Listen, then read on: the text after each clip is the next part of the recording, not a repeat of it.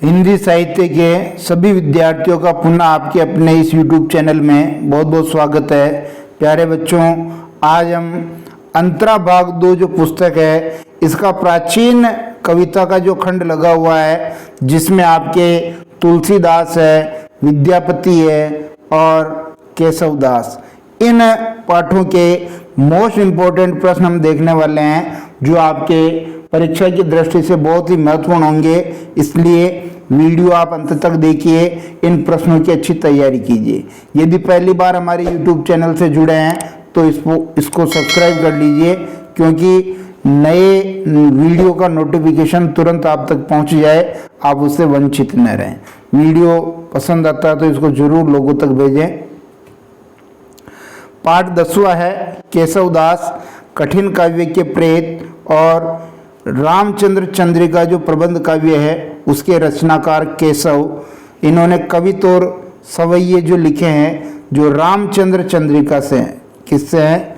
रामचंद्र चंद्रिका जो प्रबंध काव्य है उससे है। पहला प्रश्न हम देखने वाले हैं।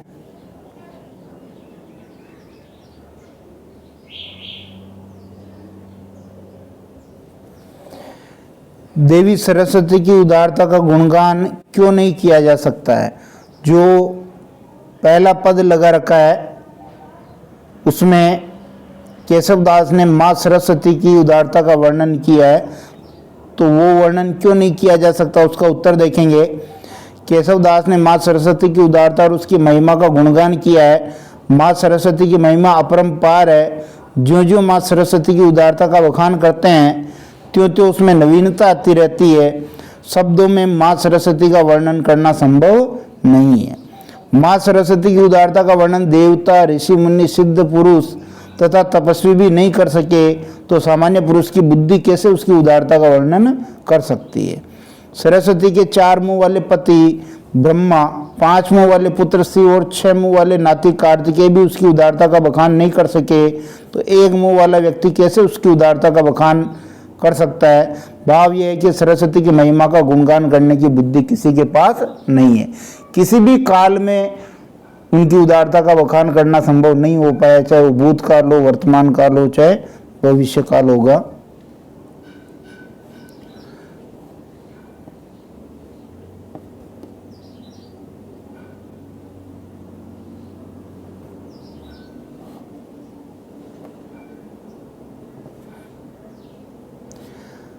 दूसरा प्रश्न ये कि पंचवटी वन वर्णन में पंचवटी के किन गुणों का उल्लेख किया गया? लक्ष्मण ने पंचवटी के महात्म्य और उसकी सुंदरता का वर्णन किया है।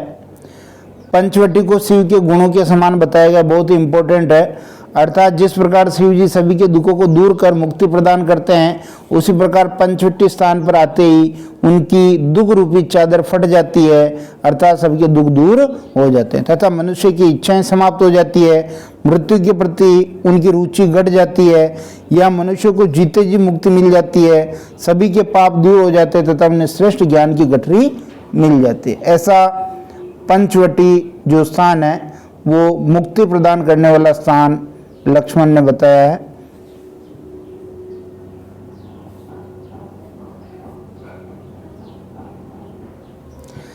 तीसरा प्रश्न देखेंगे, अंगद ने रामचंद्र जी के किन गुणों का वर्णन किया है?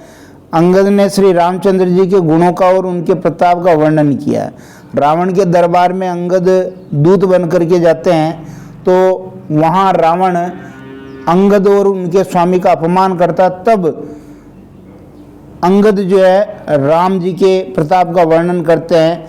अंगद राम और रावण की तुलना करते हुए कहते हैं कि भगवान राम का दूत यानी वानर हनुमान समुद्र पार करके लंका पहुंच गया, मगर रावण इतने शक्तिशाली होकर भी तुम लक्ष्मण द्वारा खींची गई लक्ष्मण रेखा को पार नहीं कर सके।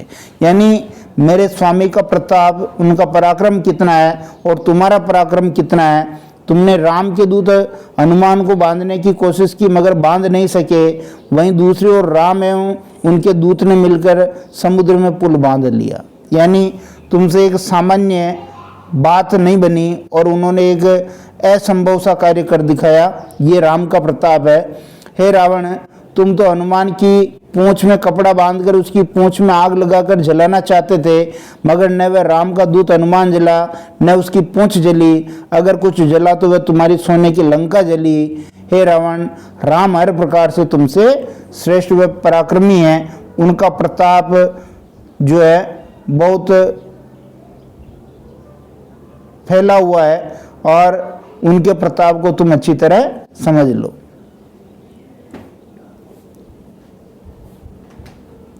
उसके बाद देखिए 3 प्रश्नों के तो उत्तर मैंने लिखे हैं। अब ये चौथा प्रश्न है, सिंधु तरियो उनको बनरा तुम पे धनुरेख गई न तरी। इसका आशय स्पष्ट करना तो उधर लिख देंगे कि अंगद रावण को कह रहे हैं कि राम का एक सामान्य सा सेवक बंदर हनुमान समुद्र को पार कर गया और तुमसे लक्ष्मण द्वारा खींची गई धनुष रेखा पार नहीं की गई, तो ये ऊपर आ गया था, ये लिख सकते हैं। अग ओग की बेरी कटी विकटी निकटी प्रकटी गुरु ज्ञान घटी, इसका आशय स्पष्ट करना है तो बिल्कुल हम कर देंगे, क्योंकि ऊपर हमने पंचवटी वन वर्णन पढ़ा है, उसमें पंचवटी के स्थान के उस महत्ता को वर्णन किया है लक्ष्मण ने कि अग ओग यानी पाप की बेड़ियां कट जाती है। अगर कोई यहाँ आता है व्यक्ति तो पाप की उसकी बेड़ियां कट जाती है, अर्थात सारे पाप उसके दूर हो जाते हैं और श्रेष्ठ ज्ञान उसको प्राप्त हो जाता है।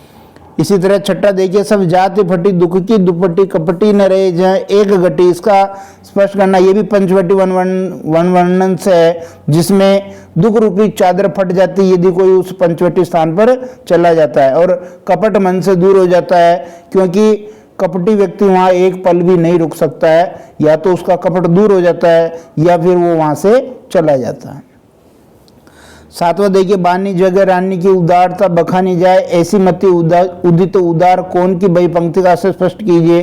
जो सरस्वती वंदना है उसमें से ये पंक्ति है कि जो ये संसार की देवी है, जगत की रानी है सरस्वती, उसकी उदारता का बखान करना संभव नहीं है। ऐसी बुद्धि किसकी है जो उसकी उदारता का बखान कर सके, अर्थात ऐसी बुद्धि किसी के भी पास नहीं है, चाहे वो सिद्ध पुरुष हो, ज्ञानी हो, देवता हो, किसी के भी पास नहीं है कि वो उसकी उदारता का वर्णन कर सके। और रामचंद्र चंद्रिका के संकलित अंश का सारांश लिखिए। रामचंद्र चंद्रिका में जो एक कवित्र और 2 सवैये लगा रखे हैं उनका आपको सारांश लिखना है। तो ऊपर हमने उसके बारे में बात कर ही ली, आपको समझ में आ गया होगा ऊपर कि किस प्रकार एक कवित्र जो सरस्वती वंदना का था और 2 सवैये थे, एक पंचवटी वर्णन और अंगद, तीनों का सारांश मैंने ऊपर लिख दिया है, तो इनका सारांश भी इसमें शामिल करके एक साथ लिख लेना है, बड़े प्रश्न में आ सकता है।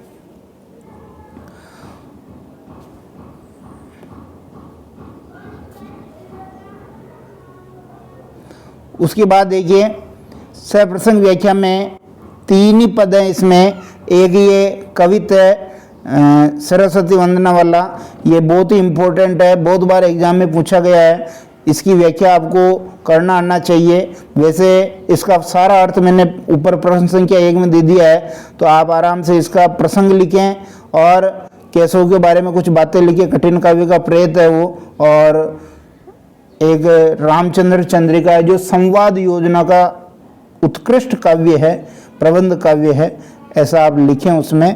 और दूसरा जो ये पद है सवैया है, और इसकी भी आप अच्छी तरह से प्रसंग व्याख्या करें, क्योंकि ऊपर मैंने इसका अर्थ दे दिया है। एक बात और ध्यान रखें कि भाषा जो है रामचंद्र चंद्रिका की वो ब्रज है, तो सबकी ब्रज भाषा करनी है आपको। अलंकारों का जहाँ प्रयोग हुआ वहाँ लिखेंगे आप।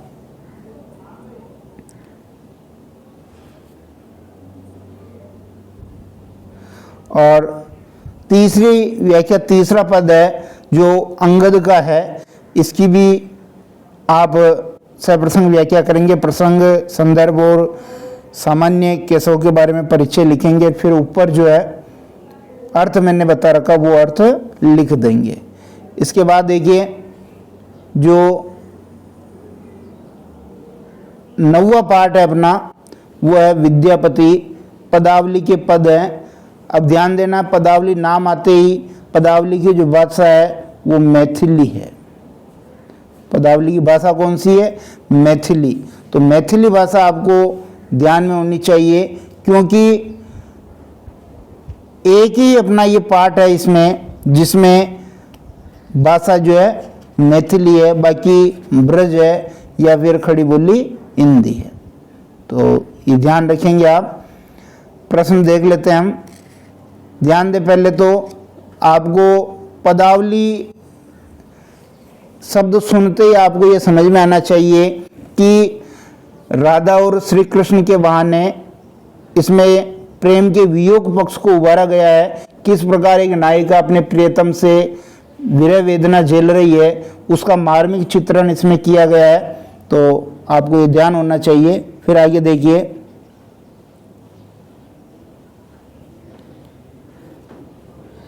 पहला प्रश्न है, प्रियतमा के दुख के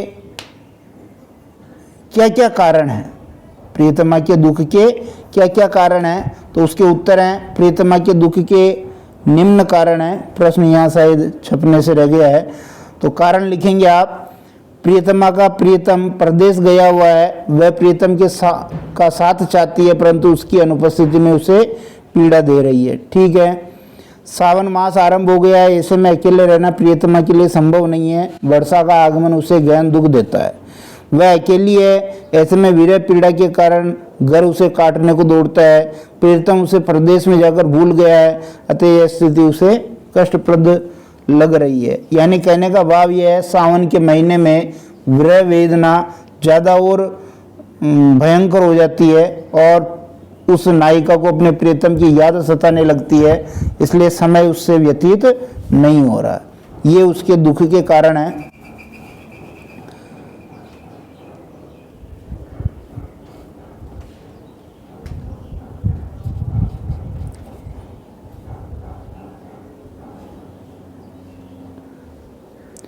दूसरा प्रश्न देखेंगे, कवि नयन तिरुपति बेल। बहुत ही इंपॉर्टेंट प्रश्न है। पूरी लाइन है, जन्म अवधि हम रूप निहारल नयन तिरुपति बेल। बहुत ही सुंदर और बहुत इंपॉर्टेंट प्रश्न है। विरणी नायिका की किस मनोदशा की ओर व्यक्त करना चाहता है? तो उत्तर लिखेंगे। इसका एक प्रश्न और बन सकता है कि नायिका के प्राण तृप्त न हो पाने के पीछे क्या कारण है? अपने शब्दों में लिखिए। तो हम लिखेंगे, कवि के अनुसार नायिका अपने प्रियतम के रूप को निहारते रहना चाहती है। यानी जो प्रियतमा है, नायिका है, वो अपने प्रियतम के रूप को देखते रहना चाहती है, उससे अपनी आंखों से दूर नहीं करना चाहती है। वह जितना प्रियतम को देखती है उसे कमी लगता है, इस प्रकार वह अतृप्त बनी रहती है। कहने का भाव यह है कि वो नायिका अपने प्रियतम से वर्षों से साथ रह रही है, फिर भी ऐसा नहीं कि उसकी रूप छवि से उसका मन भर गया हो, नित नित उसकी रूप छवि नहीं हो रही है और वो अतृप्त बनी हुई है। कवि नायिका की इस अतृप्त दशा का वर्णन इन पंक्तियों के माध्यम से करता है। वह अपने प्रियतम से इतना प्रेम करती है कि उसकी सूरत को सदैव निहारते रहना चाहती है। उसका सुंदर रूप उसे अपने मोह पास में बांधे हुए है। वह जितना उसे देखती है उतनी अधिक इच्छा उसे देखने की होती है। नायिका के अनुसार वह अपनी स्थिति का वर्णन भी नहीं कर सकती।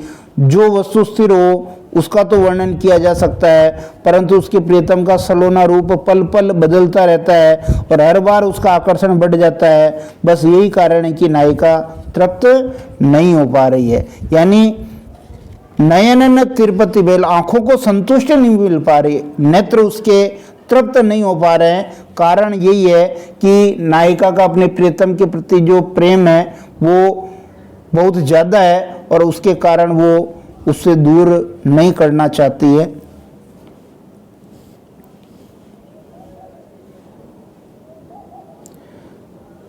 तीसरा प्रश्न देखेंगे, सेह पीरती अनुराग बखानई तिल तिल नूतन हो। यह भी बहुत अच्छा प्रश्न है कि प्रेम जो है प्रतिपल नया नया होता जा रहा है। इसका क्या अर्थ है देखेंगे। प्रस्तुत पंक्तियों में कवि ने प्रेम के विषय में वर्णन किया है। इसके अनुसार प्रेम ऐसा भाव है जिसके विषय में कुछ कहना या व्यक्त करना संभव नहीं है। प्रेम में पड़ा हुआ व्यक्ति इस प्रकार दीवाना हो जाता है कि वह जितना स्वयं को निकालना चाहता है उतना ही डूबता चला जाता है। यह पुराना होने पर भी नए के समान लगता है, क्योंकि प्रेमियों का एक दूसरे के प्रति आकर्षण तथा प्रेम प्रगाढ़ होता जाता है। यानी प्रेम कभी पुराना नहीं होता है, वो प्रतिपल नया नया लगता रहता है। कवि के अनुसार प्रेम कोई स्थिर चीज नहीं है जिसमें कोई परिवर्तन न हो। स्थिर वस्तु का बखान करना सरल है, परंतु यह ऐसा भाव है जो समय के साथ साथ पल पल बदलता रहता है, यानी नवीनता प्राप्त करता रहता है। यही कारण है कि इसका वर्णन करना कठिन हो जाता है और इसमें नवीनता बनी रहती है।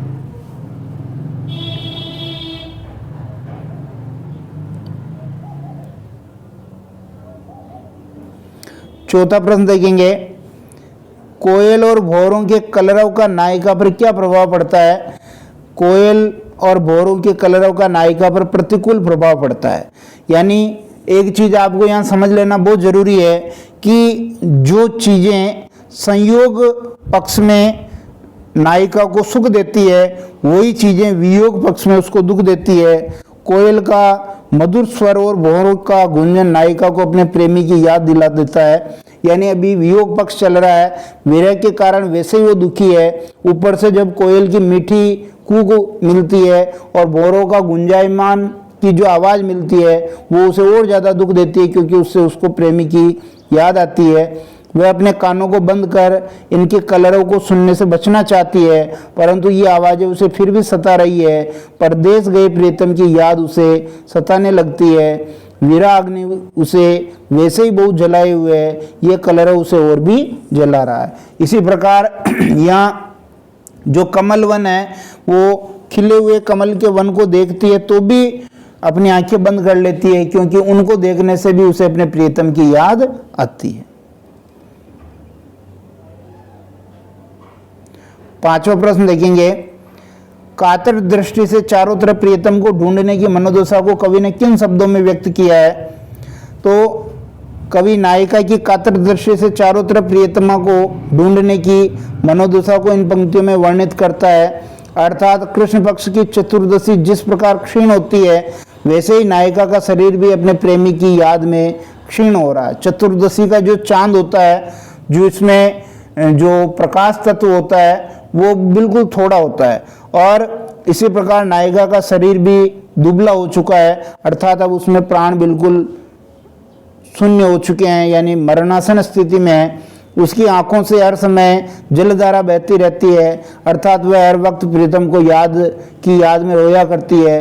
वह इसी प्रयास में इधर उधर अपने प्रीतम को तलाशती है कि शायद उसे वह कहीं मिल जाए और उसकी स्थिति में सुधार आ जाए, लेकिन वो थक जाती है, हार जाती है, उसे उसका प्रियतम कहीं नहीं मिलता।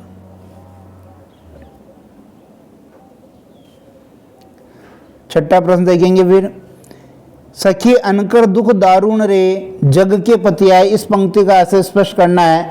तो जो पहला पद है उसमें एक नायिका अपनी सखी से कह रही है कि जो उसका विरह का दुख है उस पर यह संसार विश्वास नहीं करता। उसी के बारे में, हे सखी मेरे इस कठोर विरह जन्य दुख को संसार में ऐसा कौन मनुष्य है जो समझ पाएगा, अर्थात मेरे इस असहनीय दुख को इस दुनिया में कोई नहीं समझता है। जिसने विरह का दर्द भोगा हो वही मेरे दुख को समझ सकता है।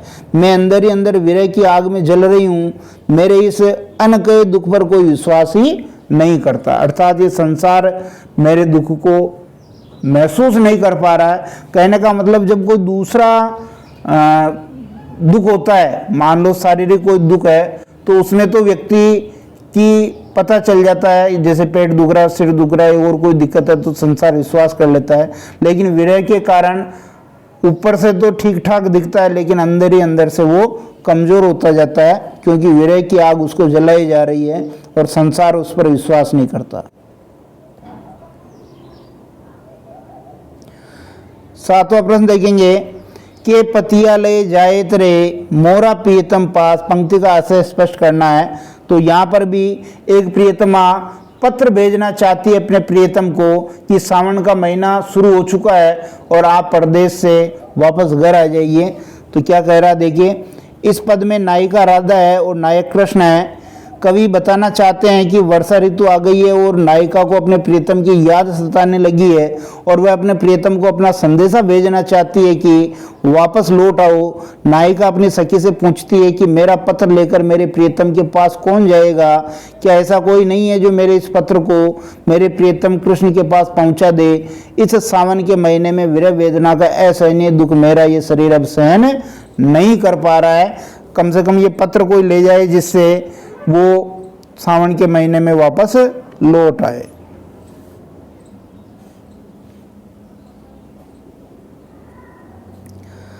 आठवां प्रश्न देखिए, धरनी धरी धनी कत बेरी बैसई पुनि तई उठई न पारा।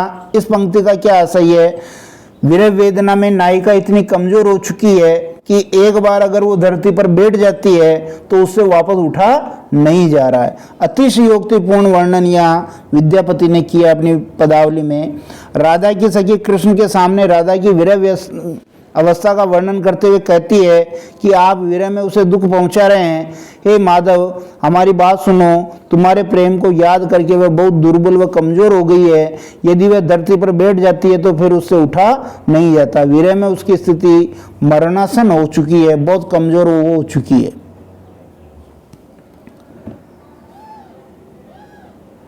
नौवां प्रश्न देखेंगे, तोहर विरह दिन क्षण क्षण तनु छिन 14 चांद समान। इस पंक्ति का आशय स्पष्ट करना है। राधा की सखी कृष्ण के सामने राधा की विरह व्यवस्था का वर्णन करते हुए कहती है कि आपके विरह में वो दुखी है, वह हर जगह तुम्हें ढूंढती है, वह अपनी व्याकुल दृष्टि से चारों दिशाओं में देखती है। शायद तुम आ जाओ पर तुम्हें समीप न पाकर निराश होने लग जाती है। तुम्हारे विरह में 14 का चांद के समान क्षण क्षण दुर्बल होती जा रही, अर्थात बहुत कमजोर हो चुकी है वो नायिका। 10वां प्रश्न देखेंगे, बहुत इंपॉर्टेंट है ये भी। कत विदग्ध जन रस अनुमोदय अनुभव काहे न पेक। पंक्ति का आशय स्पष्ट करना है। तो प्यारे बच्चों, यहाँ इस बात का वर्णन किया गया कि प्रेम वर्णनातीत है, शब्दों में प्रेम के उस अनुभव को बांधा नहीं जा सकता है। प्रेम तो क्षण क्षण रूप बदलने वाला होता है, इसलिए ये अवर्णनीय है। मैं जन्म भर प्रिय का रूप निहारती रहूं किंतु मेरी आंखें तृप्त नहीं हुई है। उनके मधुर वचनों को कानों में सुनती रहती हूँ किंतु कानों को संतुष्टि नहीं हुई। न जाने कितनी रातें मैंने अपने प्रीतम के साथ व्यतीत की है, परंतु फिर भी यह नहीं समझ सकी कि मिलन का आनंद क्या होता है। लाखों लाखों युगों तक मैंने अपने प्रियतम को हृदय में रखा किंतु फिर भी मेरी हृदय की जलन शांत नहीं हुई। हे सखी, मेरी बात ही क्या कर, कितने रसिक लोगों ने इस प्रेम का रस जो है उपयोग किया गया, अर्थात इसका अनुभव किया है, किंतु इसका पूर्ण अनुभव किसी को नहीं हुआ। अर्थात कभी ये पूर्णता प्राप्त करता ही नहीं है, क्योंकि ये पल पल परिवर्तित होता रहता है। कोई भी प्रेम के अनुभव का बखान नहीं कर सकता है। ये तो गूंगे का गुड़ है जो स्वयं आनंद ले सकता है पर आनंद का बखान नहीं कर सकता है। विद्यापति जी कहते हैं कि प्राणों को शांति प्रदान करने वाला लाखों में एक भी नहीं मिला। ये प्रश्न है। इसके बाद इंपॉर्टेंट व्याख्याएं हैं, जिसमें देखिए पहली व्याख्या, पहला ही पद है मैथिली में विद्यापति की पदावली का। तो इसमें आप प्रसंग लिखेंगे, संदर्भ लिखेंगे और उसके बाद इसकी व्याख्या करेंगे।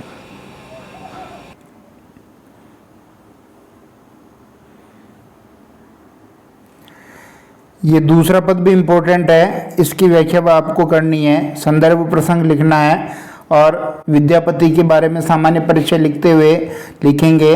पदावली में जो उसकी भाषा है मैथिली है, इसके बारे में जरूर लिखेंगे।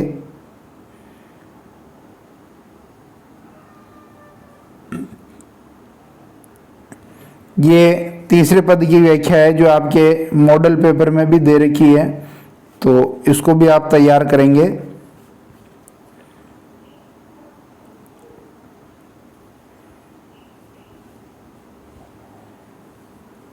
इसके बाद पाठ संख्या 7 है तुलसीदास, जिसमें भरत राम का प्रेम है और पद, ये दोनों शामिल किए हुए हैं। अब आपको टॉपिक पढ़ते ही आपको समझ में आ जाना चाहिए कि भरत राम का प्रेम तो जो रामचरितमानस है, उस रामचरितमानस के अयोध्या कांड से ये लिया गया है, और पद जो हैं ये गीतावली से लिए गए हैं। दोनों की भाषा ब्रज नहीं होगी, क्योंकि रामचरितमानस की भाषा तो क्या है, अवधी, और गीतावली की भाषा जो क्या है, ब्रज। गीतावली की भाषा ब्रज है और रामचरितमानस की भाषा अवधी है, और दोहा चौपाई शैली में लिखा गया है, दोहा चौपाई शैली में। तो ये सामान्य बातें आपको ध्यान होनी चाहिए, क्योंकि जब आप व्याख्या करेंगे तब भी ये आपके काम आएगी।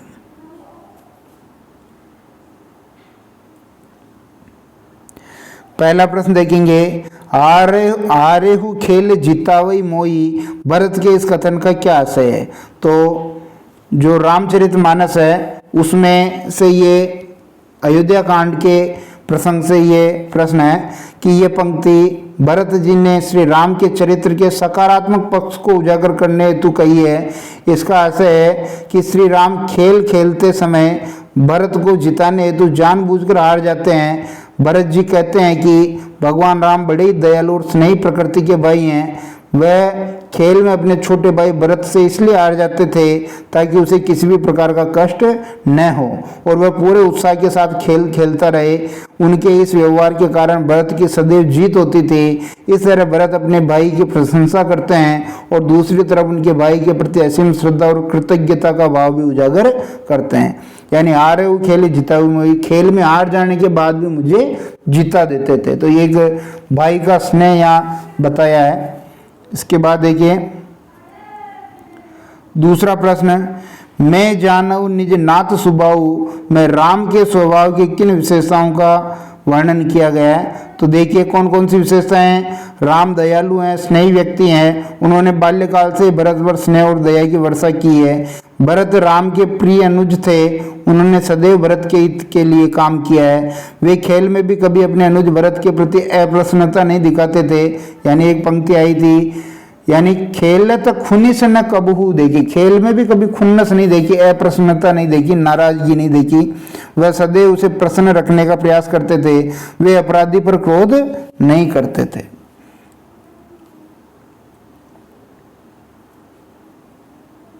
तीसरा प्रश्न देखेंगे कि राम के प्रति अपने श्रद्धा भाव को भरत किस प्रकार प्रकट करते हैं। लिखिए, भरत अपने बड़े भाई राम से बहुत स्नेह करते हैं। वे स्वयं को अपने बड़े भाई राम का अनुचर मानते हैं, उन्हें भगवान की तरह पूजते हैं। वन में जब वे भाई से मिलने जाते हैं तो उनके सामने खड़े होकर वे प्रसन्नता से फूले नहीं समाते।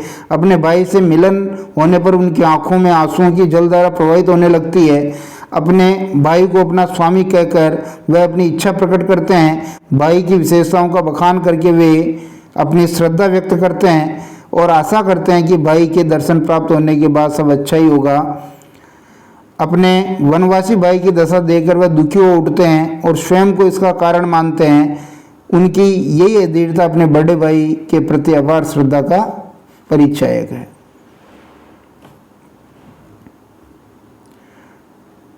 चौथा प्रश्न देखिए, मही सकल अनर्थ कर मूला। ये जो रामचरितमानस का पद है उसमें से है कि भरत अपने आप को सभी अनर्थ का मूल मान रहे हैं। तो ध्यान दीजिए कैसे लिखेंगे। प्रस्तुत पंक्ति में भरत स्वयं के प्रति अपना दृष्टिकोण अभिव्यक्त करते हैं। भरत मानते हैं कि इस पृथ्वी में जितना भी अनर्थ हो रहा है वे इन सब के मूल में है, अर्थात उनके कारण ही राम को वनवास हुआ है। इस प्रकार वे स्वयं को दोषी मानते हुए दुखी हो रहे। राम के वनवास के कारण दशरथ की मृत्यु हुई, माताएं व्याकुल है, तो इन सब के पीछे कारण वो अपने आप को मान रहे हैं। ऐसा प्रतीत होता है कि मानो वे अपराध बोध से दबे हुए हैं, जिसका बोझ उन्हें असाध्य दुख दे रहा है। उनके मन में किसी के लिए भी भेदभाव तथा कलुषित भावना नहीं है। जो हुआ है वे स्वयं को इस सब का जिम्मेदार मानते हुए माता कैकेयी को कहे कटु शब्दों के लिए भी दुख प्रकट करते हैं। वो तो ये मानते हैं कि भाई माता कैकेयी का भी कोई दोष नहीं है, सबका कारण मैं हूँ, क्योंकि मेरे कारण ही माता कैकेयी ने जो है ये वरदान मांगे थे। इससे पता चलता है कि भरत सच्चे क्षमाशील और सहृदय व्यक्ति हैं।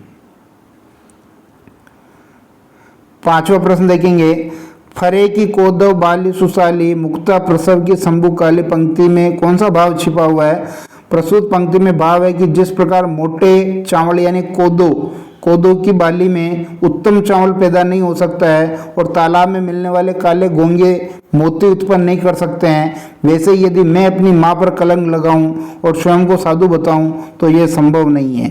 संसार में तो मैं कैकेयी का पुत्र ही कहा जाऊंगा। कहने का भाव यह है, जो कोदो शब्द आया है वो और जो काला घोंगा आया है ये सब कैकेयी के लिए आया है, और जो अच्छा अनाज और जो मोती है वो भरत के लिए आया है। वो ये कहना चाह रहे हैं कि अगर मेरी माँ कोदो के समान जो मोटा अनाज है जो उत्तम चावल पैदा नहीं कर सकती, ऐसे ही काला घोंगा मोती पैदा नहीं कर सकता है, तो मेरी माँ कैकेयी अगर दोषी है तो उससे मैं अच्छा व्यक्ति कैसे पैदा हो सकता हूँ? अर्थात मेरी माँ दोषी है तो मैं भी दोषी हूँ।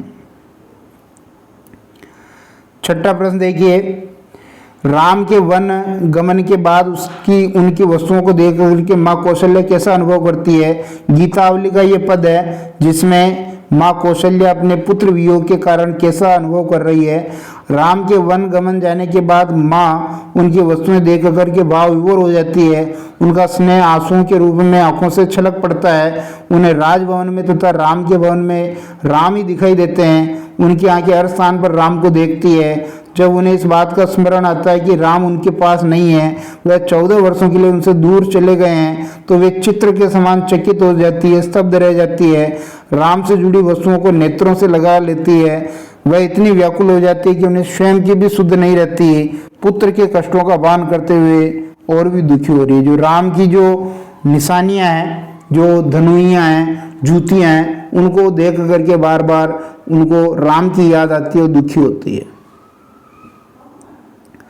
7वां प्रश्न देखिए, रही चकी चित्र लिखी सी पंक्ति का मर्म अपने शब्दों में लिखिए। तो ये भी गीतावली का पद है जिसमें यशोदा का एक पुत्र वियोग का दर्द है। इस पंक्ति में पुत्र वियोगिनी माता का दुख दृष्टिगोचर होता है। माता कौशल्या राम के वियोग के कारण दुखी और आहत है। वे राम की वस्तुएं देखकर स्वयं को बहलाने का प्रयास करती है। उनका दुख कम होने के स्थान पर बढ़ता चला जाता है, परंतु जब राम के वनवासी जीवन का स्मरण करती है तो हैरानी से भरी हुई चित्र के समान स्थिर हो जाती है। जैसे चित्र में बनाई स्त्री के मुख और शरीर में किसी प्रकार का हाव भाव विद्यमान नहीं होता है, जड़वत हो जाती है बिल्कुल, वैसे ही राम की दुखद अवस्था का भान करके माता कौशल्या चकित तथा स्तब्ध रह जाती है, जड़वत हो जाती है और हिलती डुलती नहीं है। 8वां प्रश्न देखिए, गीतावली में संकलित पद रागो एक बार फिर आओ में नीत करुणा और करुणा का जो संदेश है उसे अपने शब्दों में लिखिए। प्रस्तुत पंक्ति में माता कौशल्या का दुख और पुत्र वियोग दृष्टिगोचर होता है। माता कौशल्या राम के वन में जाने से दुखी है। वे अपने पुत्र राम को वापस आने का निवेदन करती है। कौशल्या का ये निवेदन अपने लिए नहीं है बल्कि राम के घोड़े के लिए। वो जानती है कि अगर राम के पास संदेश भिजवाया गया कि उसकी माँ दुखी है तो वो शायद नहीं आएंगे, लेकिन राम के घोड़े भी राम के वियोग के कारण दुखी हैं, इसलिए वो संदेश भिजवाती है कि मेरे लिए नहीं, कम से कम इन घोड़ों के लिए एक बार लौट आओ। राम का घोड़ा उनके जाने से बहुत दुखी है। वह भरत की देखभाल के बाद भी कमजोर होता जा रहा है। कौशल्या माता से उसका दुख नहीं देखा जाता है। वे घोड़े का विरह भली प्रकार से समझ पा रही है। दोनों ही राम को बहुत प्रेम करते हैं, अतः उनका हृदय रो पड़ता है और यह कहने के लिए विवश हो जाती है कि राम तुम एक बार लौट आओ और मेरे लिए नहीं, इन घोड़ों को देखने आ जाओ। 9वां प्रश्न देखिए, जननी निर्गति बान धनुइया, इसका आशय स्पष्ट करना है। राम के वन गमन के बाद माँ कौशल्या उनकी वस्तुएं, जो राम से जुड़ी हुई वस्तुएं हैं जिसमें छोटे धनुष हैं, बाण हैं, उनकी जूतियां हैं, उनको देख करके भाव विभोर हो जाती है। उनका स्नेह आंसुओं के रूप में आंखों से छलक पड़ता है। उन्हें राजभवन में तथा राम के भवन में राम ही दिखाई देते हैं। यहाँ माता कौशल्या का दुख और पुत्र वियोग दृष्टिगोचर होता है। 10वां प्रश्न देखेंगे, तदपि दिन ही दिन होत जावरे मनु कमल हिम मारे, पंक्ति का आशय स्पष्ट करना है, ये ऊपर भी बता दिया मैंने। कौशल्या अपने पुत्र राम को वापस आने का निवेदन करती है। कौशल्या का ये निवेदन अपने लिए नहीं है बल्कि राम के घोड़ों के लिए है। राम को घोड़ा उनके जाने से बहुत दुखी है। वह भरत की देखभाल के बाद भी कमजोर होता जा रहा है। जैसे रात्रि में हिम के कारण कमल गल जाता है, ठीक उसी प्रकार राम के घोड़े भी दिनों दिन कमजोर होते जा रहे हैं। कौशल्या माता से उनका दुख नहीं देखा जाता है। वे घोड़े का विरह भली प्रकार से समझ पा रही है। कौशल्या कहते हैं कि राम तुम एक बार लौट करके आ जाओ, मेरे लिए इन घोड़ों के लिए आ जाओ। भले ही मुझसे मिलने मत आओ, लेकिन इन घोड़ों से मिलने आ जाओ। 11वां प्रश्न देखिए, पुल की शरीर सभा बैठाडे, नीरज नयन नेह जल बाडे। पंक्ति का आशय स्पष्ट करना है। चित्रकूट में आयोजित सभा में राम अपने भाई भरत की प्रशंसा करते हैं तो मुनि वशिष्ठ भरत से भी अपने मन की बात कहने को कहते हैं। यह सुनकर भरत का शरीर रोमांचित हो जाता है और वह सभा में खड़े हो जाते हैं। उनके कमल के समान नैनों से आंसुओं की बाढ़ आ जाती है। 12वां प्रश्न देखेंगे, विधि न सके उसई मोर दुलारा। पंक्ति का आशय स्पष्ट कीजिए। भरत कहते हैं कि विधाता से मेरे प्रति राम का जो प्रेम व दुलार था वह देखा नहीं गया। विधाता ने मेरी माँ कैकेयी के बहाने राम को वनवास दिला दिया और राम और मेरे प्रति एक कटुता का भाव पैदा कर दिया, स्नेह को तोड़ दिया, खाई पैदा कर दी। 13वां प्रश्न देखेंगे, भूपति मरण प्रेम पनुराग। की पंक्ति का आशय स्पष्ट करना है। भरत चित्रकूट की सभा में कहते हैं कि राजा दशरथ ने तो राम के वियोग में मरकर अपने प्रेम की लाज रखी। कहने का आशय यह है कि मैं अभागा हूँ जिसे प्रेम की परीक्षा का अवसर ही नहीं मिला। फिर ये व्याख्या के लिए पद हैं, ये जो पुल की शरीर सभा में ठाडे, ये रामचरितमानस के अयोध्या कांड से हैं। रामचरितमानस और रामचरितमानस के अयोध्या कांड से हैं। भाषा लिखेंगे इसकी अवधि और शैली लिखेंगे दोहा चौपाई। ठीक है, इतना तो आपको लिखना ही है। प्रसंग संदर्भ लिखेंगे, तुलसी के बारे में लिखेंगे, समन्वय के श्रेष्ठ कवि हैं। इसी तरह ये दूसरा पद भी रामचरितमानस का ही है, अयोध्या कांड से है ये। और तीसरा पद गीतावली का है जिसमें माता कौशल्या के पुत्र वियोग का वर्णन है और किस प्रकार वो राम से जुड़ी हुई चीजों को देख करके दुखी होती है। ब्रज भाषा है इसकी, पद शैली है, ये लिखेंगे। और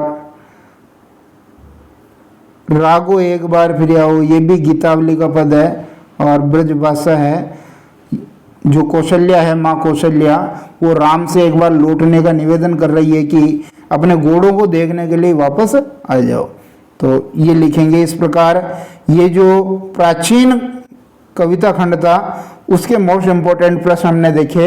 आधुनिक कविता खंड के मोस्ट इम्पोर्टेंट प्रश्न हम शीघ्र देख लेंगे। बहुत बहुत धन्यवाद।